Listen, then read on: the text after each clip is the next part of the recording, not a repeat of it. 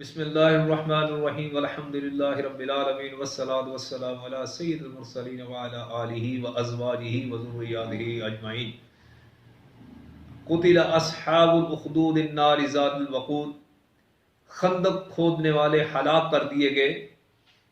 یعنی آگ کی خندقیں جس میں ایندھن جھونک رکھا تھا۔ قتل یہ جواب قسم ہے، مگر یہ قول بہت ہی ضعیف ہے، کیونکہ قسم کا جواب بغیر لام کے بہت ہی کم آتا ہے، اس لیے زیادہ مناسب یہ ہے کہ قسم کا جواب یہاں پر محذوف قرار دیا جائے، جس کی تعین آئندہ کلام میں ہو رہی ہے۔ یعنی میں قسم کھاتا ہوں کہ کفار قریش ملعون ہیں، جیسے اصحاب الاخدود النار یعنی خندق والے ملعون تھے۔ اس واقعہ کو حضرت صہیب رضی اللہ تعالی عنہ سے روایت ہے، جو صحیح مسلم میں بیان کیا گیا ہے کہ یمن میں ایک بادشاہ تھا جس کا نام یوسف ذو النواس بن شرجیل بتایا جاتا ہے، اور اس کا ایک جادوگر تھا جو اس کے پاس رہتا تھا۔ جادوگر جب بوڑھا ہو گیا تو اس نے بادشاہ سے کہا، اے بادشاہ سلامت، میرے پاس ایک لڑکے کو بھیجیں تاکہ میں کسی کو اپنا فن یعنی کہ جادو اپنا سکھاؤں۔ تو لہٰذا بادشاہ نے ایک لڑکے کا انتخاب کیا اور اس لڑکے کو جادوگر کے پاس بھیج دیا کہ تم جادوگر کے پاس جا کر جادو کا سحر جو ہے وہ سیکھنا۔ لہذا وہ بچہ جب جادوگر کے پاس جاتا تو راستے میں اسے ایک درویش ملا، تو وہ اس درویش کے پاس بیٹھ جاتا اور اس درویش کی باتیں سنتا جو توحید پر مبنی تھی، اور اس لڑکے کو درویش کی باتیں بہت پسند آتی تھیں، اور جب وہ واپسی میں اپنے گھر میں جاتا تو تب بھی وہ درویش کے پاس بیٹھتا، تو جس کی وجہ سے اس لڑکے کو تخیر ہو جاتی، اور تخیر کی وجہ سے جب وہ جادوگر کے پاس پہنچتا تو جادوگر اسے مارتا، اور جب وہ تخیر کی وجہ سے گھر پہنچتا تو گھر والے اس کو مارتے۔ لہذا لڑکے نے سارا واقعہ جو ہے وہ درویش کو بتایا کہ مجھے گھر والے بھی مارتے ہیں اور جادوگر بھی مارتا ہے، کیونکہ میں آپ کے پاس جو بیٹھ جاتا ہوں۔ تو درویش نے کہا کہ اے بیٹے، تم ایسے کرنا کہ جب جادوگر کے پاس پہنچا کرو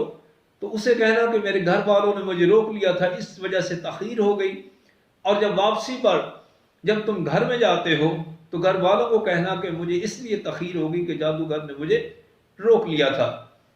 خیر، وقت گزرتا گیا اور جس راستے پر لڑکا جاتا تھا تو اس راستے میں کیا دیکھتا ہے کہ ایک جانور درندہ جو راستہ روک کر بیٹھا ہوا ہے۔ تو لڑکے نے کہا کہ آج میں آزمائش کروں گا اور میں دیکھتا ہوں کہ درویش افضل ہے یا جادوگر افضل ہے۔ تو اس نے ایک پتھر اٹھا کر اللہ سے دعا کی، اے خدا، اگر درویش کا معاملہ جادوگر کے معاملے سے زیادہ بہتر اور افضل ہے اور تجھے محبوب ہے تو اس جانور کو قتل کر دے۔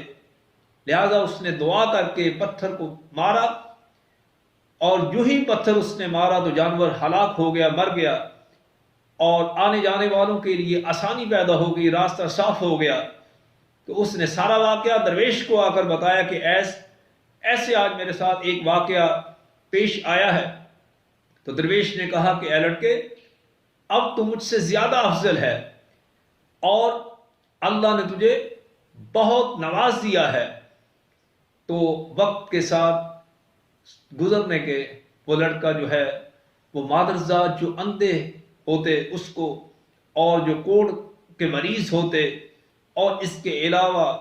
بہت سے لوگوں کا کامیاب علاج کرنے لگا، حتیٰ کہ اس کی شہرت ہر عام و خاص میں پھیل گئی۔ تو بادشاہ کے پاس ایک وزیر تھا جو اس کا ہم نشیں تھا،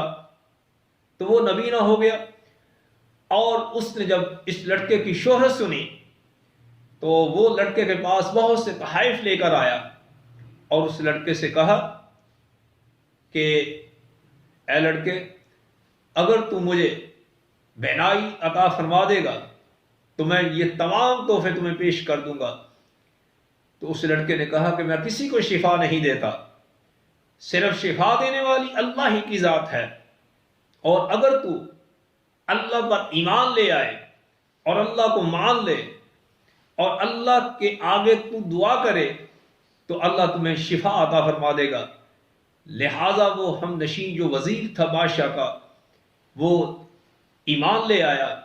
اور اللہ سے دعا کی، اور اللہ نے اس کو بینا کر دیا، یعنی کہ آنکھوں کی بصارت عطا فرما دی۔ تو وہ جب ٹھیک ہو گیا تو بادشاہ کے پاس، اس کے پاس جا کر ایسے بیٹھا جیسے وہ نبی نہ ہونے سے پہلے بادشاہ کے پاس بیٹھتا تھا۔ تو اس کا انداز، بیٹھنے کے انداز سے بادشاہ نے کہا کہ تمہاری بینائی کیسے آئی؟ تو اس ہم نشین نے کہا کہ میرے مالک نے مجھے لٹا دی۔ تو بادشاہ نے کہا کیا میرے علاوہ بھی کوئی مالک ہے؟ اس نے کہا ہاں، وہ جو میرا رب ہے اور جو تیرا رب ہے وہی میرا مالک ہے، اور اسی نے مجھے بینائی جو ہے لٹا دی ہے۔ تو بادشاہ نے اس کو گرفتار کر لیا اور اس کو قید میں ڈال دیا، اور اس نے جو ہے وہ لڑکے کا نام بتا دیا کہ فلاں لڑکے نے مجھے یہ بینائی جو ہے اس نے دلوائی ہے۔ تو اس لڑکے کو جب پیش کیا گیا اور بادشاہ نے کہا کہ اے لڑکے، تیرا سحر اور تیرا جادو تو بہت کمال تک پہنچ گیا ہے، اور تو اس حد تک پہنچ گیا کہ اب تو مادرزاد، اندھوں اور کوڑیوں کا کامیاب علاج کرنے لگا ہے۔ تو اس نے کہا کہ میں کسی کو شفا نہیں دیتا، صرف شفا دینے والی میری ذات جو ہے وہ اللہ ہی کی ذات ہے،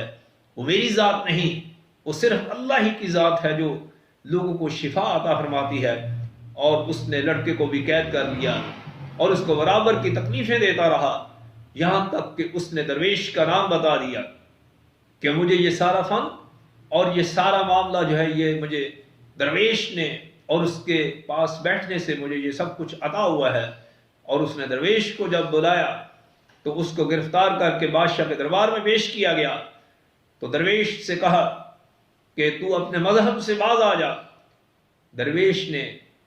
اپنے مذہب کو چھوڑنے سے انکار کر دیا۔ اس نے کہا کہ بادشاہ سلامت، میں اپنا مذہب کسی بھی صورت نہیں چھوڑوں گا، خواہ تو مجھے قتل کر دے۔ بادشاہ نے اس کے سر پر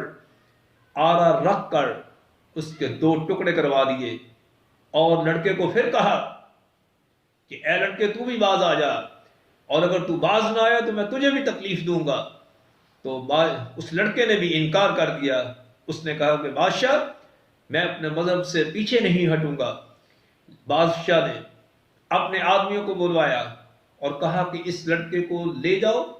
اور پہاڑ کی چوٹی پر لے جانا، اور وہاں پر اس سے پھر پوچھنا، اگر یہ مذہب سے پھر جائے اور اس مذہب سے باز آ جائے تو اس کو لے آنا، ورنہ اس کو پہاڑ کی چوٹی سے نیچے پھینک دینا۔ بادشاہ کے آدمی اس کو پہاڑ کی چوٹی پر لے گئے۔ تو لڑکے نے کہا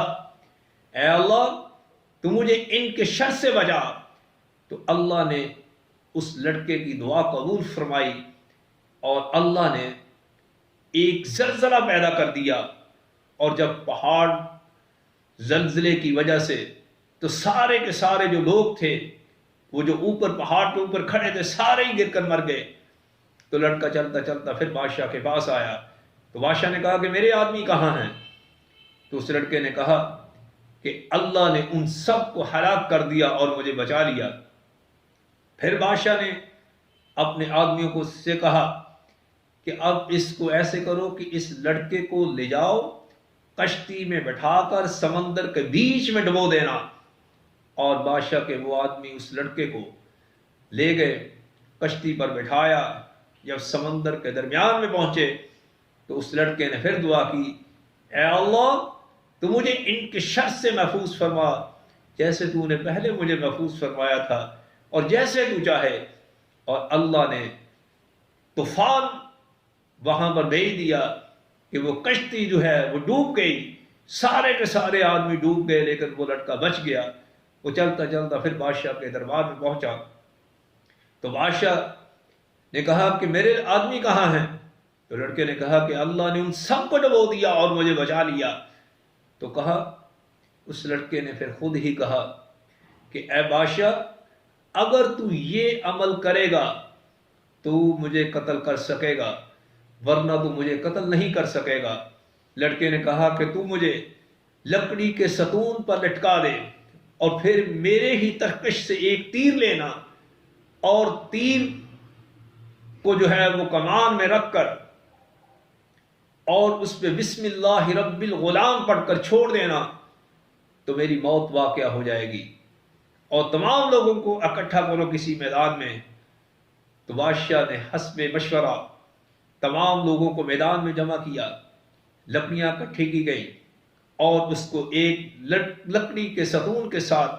اس کو لٹکا دیا گیا لڑکے کو، اور پھر اسی کی ترکش سے ایک تیر لے کر کمان میں رکھ کر بسم اللہ رب الغلام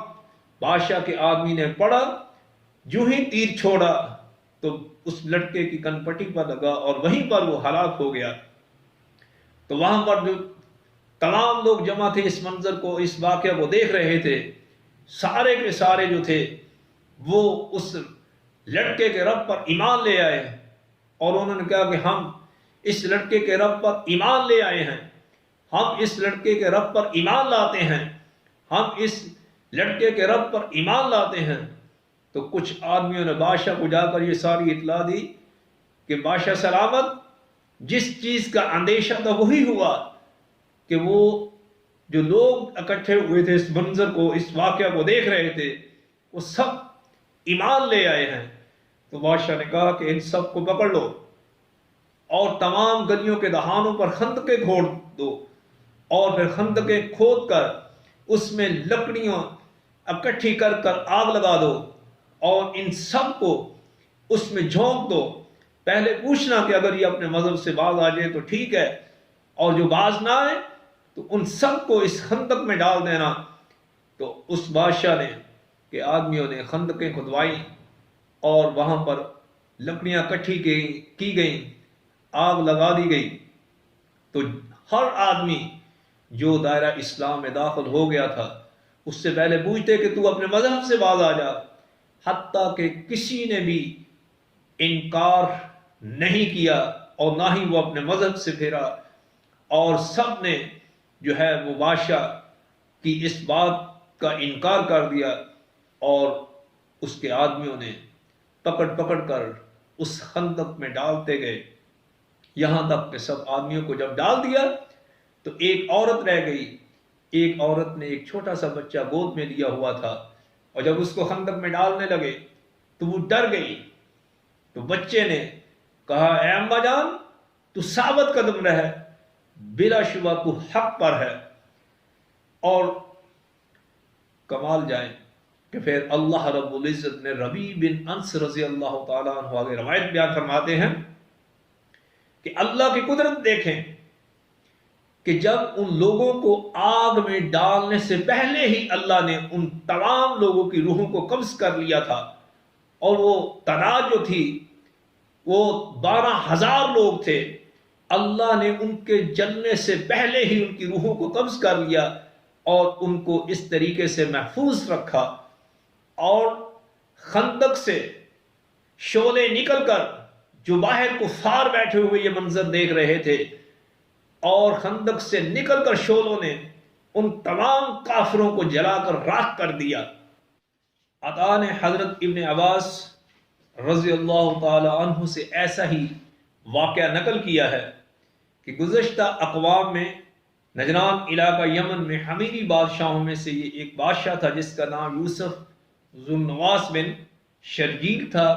اور یہ واقعہ حضور علیہ السلام کی ولادت باسعادت مبارک سے 70 سال پہلے کا یہ واقعہ ہے۔ اس زمانے میں کوئی نبی نہ تھا، اور اس لڑکے کا نام جو ہے عبداللہ بن تامر بیان کیا ہے، اور محمد بن اسحاق نے حضرت وہب بن منبہ کے حوالہ سے بیان کیا ہے کہ اس بادشاہ نے 12,000 لوگوں کو آگ میں جلایا تھا۔ اور اربات حبشی نے جب یمن فتح کیا تو ذو النواس باغ کر ماں گھوڑے کے سمندر میں گھس گیا اور ڈوب کر ہلاک ہو گیا تھا۔ حضرت محمد بن عبداللہ بن ابی بکر صدیق رضی اللہ تعالی عنہ نے سے روایت ہے کہ حضرت عمر بن خطاب رضی اللہ تعالی عنہ کے زمانے کا واقعہ نقل فرمایا ہے کہ اس زمانے میں ایک نہر کھودی جا رہی تھی، تو اس لڑکے کی لاش ملی اور اس نے سر پر اپنا ہاتھ رکھا ہوا تھا جہاں پر تیر پیوست کی وجہ سے اس لڑکے کی ہلاکت ہوئی تھی، اور جب لوگ اس کے ہاتھ کو جب پیچھے ہٹاتے تو خون ابل پڑتا، اور جب اس لڑکے کے ہاتھ کو چھوڑ دیتے تو ہاتھ پھر وہ اپنی ہی جگہ پر واپس لوٹ جاتا۔ اور اس لڑکے نے کی انگلی میں ایک لوہے کی انگوٹھی بھی تھی، اور اس واقعہ کا جب حضرت عمر رضی اللہ تعالی عنہ کو بتایا گیا تو آپ نے فرمایا اور لکھ کر بھیجا کہ اس لڑکے کو یوں ہی رہنے دو، اور جیسے وہ آپ کو جس حالت میں ملا ہے اس کو اسی حالت میں رہنے دو۔ اور اس لڑکے کی انگوٹھی پر لکھا ہوا تھا ربی اللہ، کہ میرا رب اللہ ہے۔ تو علامہ اقبال نے کیا خوب بیان فرمایا، بستر از اندیشہ سود و ضیاء زندگی، برتر از اندیشہ سود و ضیاء زندگی، ہے کبھی جان ہے کبھی